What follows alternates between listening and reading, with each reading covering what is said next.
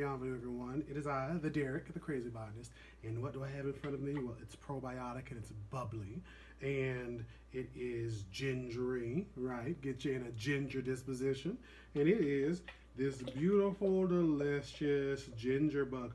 Now, this is a ginger bug that I have been keeping over the last several months to a year, and I've had some that I've kept as long as a couple of years. How do I do this? Well, I take some ginger, I grate it, cut it up into pieces, put it into about 6 to 10 ounces of water, or should I say 10 to 12, and I add some sugar. I add as much sugar as I add ginger, 1-to-1 ratio. I've seen some recipes where they add 1-to-1 ratio of sugar, water, and ginger.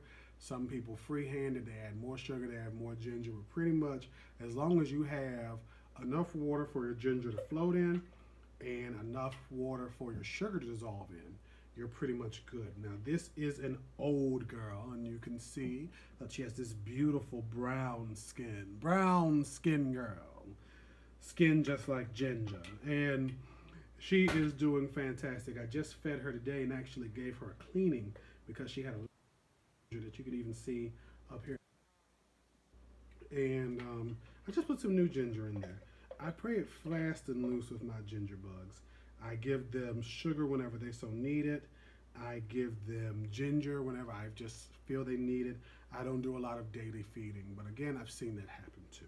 And as I've said with my kombucha videos, if you have seen those, go check those out. But if you haven't, this thing of delicious magical science is amazing because, again, I can smell it and see what's up. So if I give it a sniff,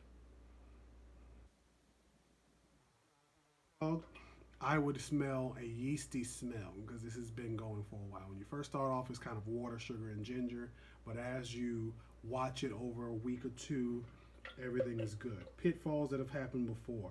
I use pantyhose in order to my ginger beer from being, disturbed by little insect babies. Pantyhose can get a rip in them sometimes, so things get effed up. So I use flour sacks, flour cloth sacks you can get from like your Walmart or your Targets. You can also use cheesecloth, but make sure you get like a real thin gauge so that way nothing can get in but air. That's all you want. You don't want insects in here. Some of them have rotted. I've had a couple that have rotted before. And you see like fungus floating on the top. This isn't a kombucha, so there doesn't need to be anything floating on top. The smell goes off.